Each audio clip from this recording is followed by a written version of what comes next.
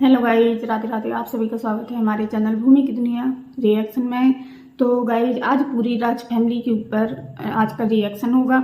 अगर आप सभी को हमारी वीडियो थोड़ी सी भी अच्छी लगे तो प्लीज़ हमारे चैनल को सब्सक्राइब करना, ज़्यादा से ज़्यादा हमारी वीडियो को शेयर करना और बस कमेंट करके ज़रूर बताना आप सभी लोग कि आपको वीडियो कैसी लगी। और अपने रिलेशन में अपने दोस्तों के साथ वीडियो को शेयर भी कर सकते हैं। अगर उनको मतलब इस टाइप की वीडियो देखनी अच्छी लगती है तो प्लीज़ आप शेयर भी कर सकते हैं।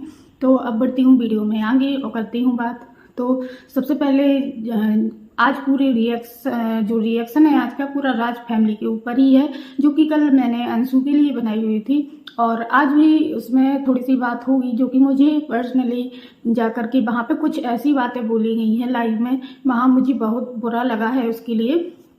तो पहली बात तो आंटी को समझना चाहिए था कि उसने अपनी वीडियो में बोला था कि अब मुझे परेशान ना करें और मेरे कुछ हेल्थ इशू हैं। हेल्थ इशू नहीं बोला था उसने, कुछ ऐसी प्रॉब्लम है जिसके कारण मैं कोई टेंशन नहीं लेना चाहती हूँ। और उसने बोला था कि प्लीज़ इस मैटर को बंद कर दिया जाए। तो सबसे पहले तो जो अप्सरा आंटी जी हैं, आंटी जी की गलती है कि अगर आप अपनी बेटी मानती हैं, हर वीडियो में आप बार बार बोलती हैं कि अंशु मेरी बेटी जैसी है, जैसी पूजा है वैसी अंशु है।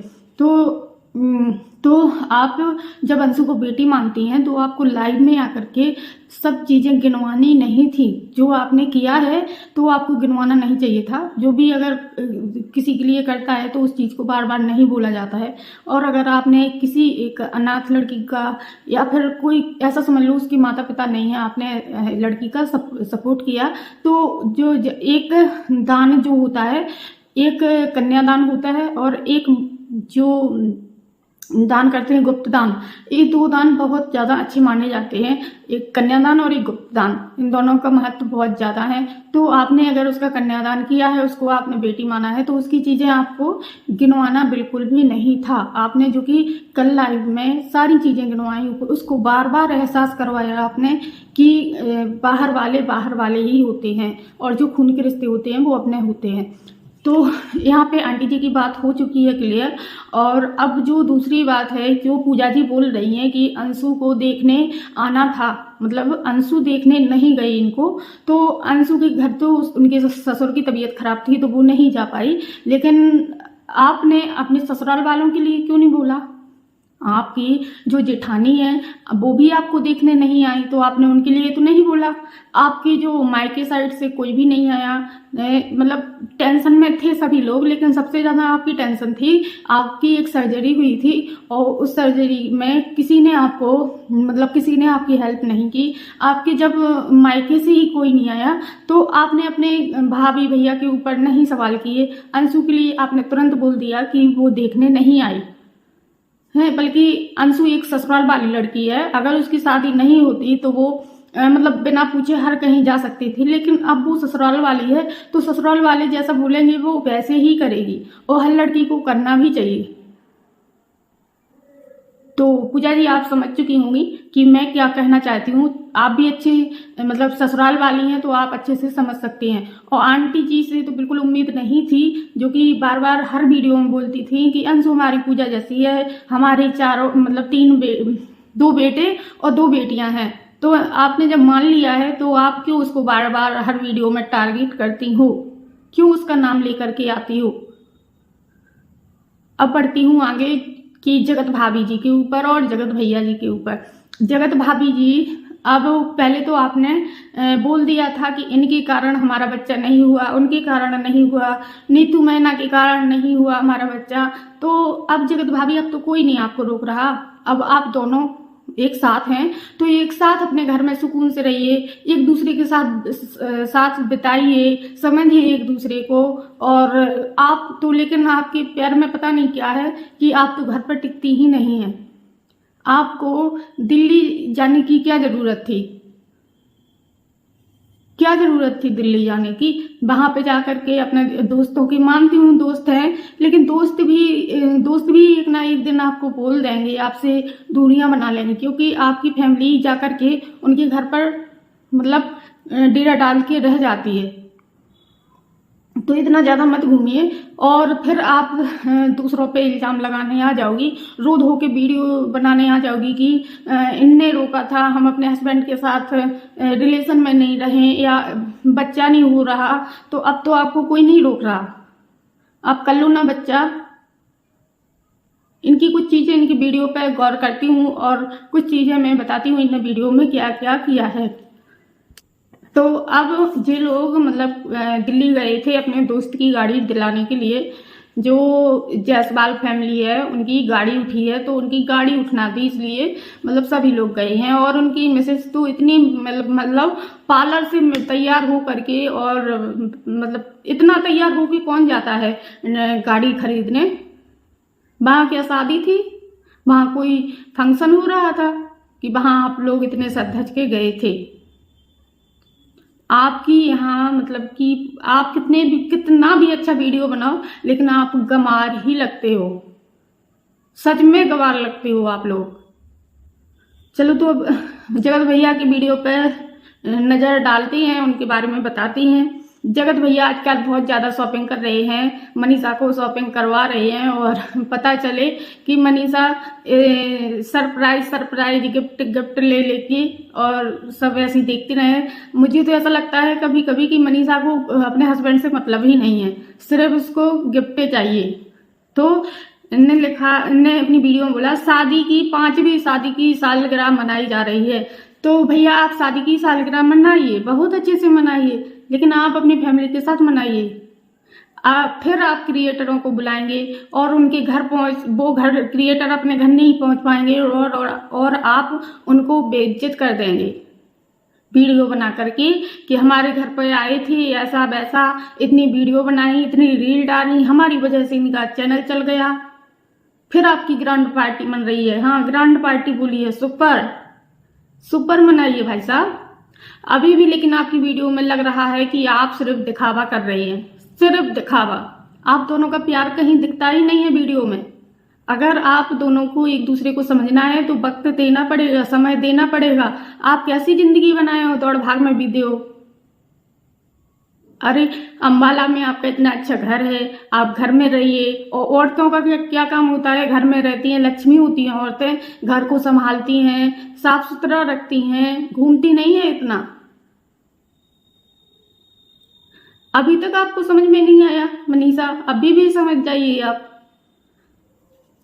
तो आप अच्छे से अपनी शादी की सालगिरह मनाइए और अपनी फैमिली के साथ मनाइए। अब देखते हैं कौन कौन क्रिएटर आते हैं, क्योंकि इनके जो दोस्त हैं, इनके जो फ्रेंड हैं, कुछ क्रिएटर ऐसे हैं कि वो महाबेशरम हैं, उनको कुछ भी बोल दो लेकिन वो फिर भी पहुंच जाते हैं। तो अब इनकी जो है देखते हैं अब इनकी कैसी ग्रैंड पार्टी बनती है। और अब अगला जो है, शादी के लिए निकल गए सिवान। अब भाई साहब की तीसरी शादी हो रही है। तो गाइस आप सभी लोग इनकी तीसरी शादी का वेट करिए, इनको बहुत बहुत सारी शुभकामनाएं दीजिए कि जे लप्पू भैया, जगत भैया अब किसी के ऊपर अपनी नजरें ना डालें। इनको अच्छा आशीर्वाद दीजिए, इनकी शादी की सालगिरह अच्छे से मने, क्योंकि इनकी 5वीं शादी की सालगिरह है और इनकी तीसरी बार शादी हो रही है। तो उम्मीद करती हूँ भाई साहब कि आप अपनी मिसेज से बहुत ज़्यादा प्यार करिए और मिसेज भी आपसे कुछ ऐसा करे कि आप किसी के साइड नज़र ना डालें। क्योंकि मुझे ऐसा लगता है जो इंसान बिगड़ा होता है वो कभी सुधरता नहीं है, और वो आपकी वीडियो में दिखता है। तो इन्हें जो बोला है फाइनली बिहार पहुंच गए हैं।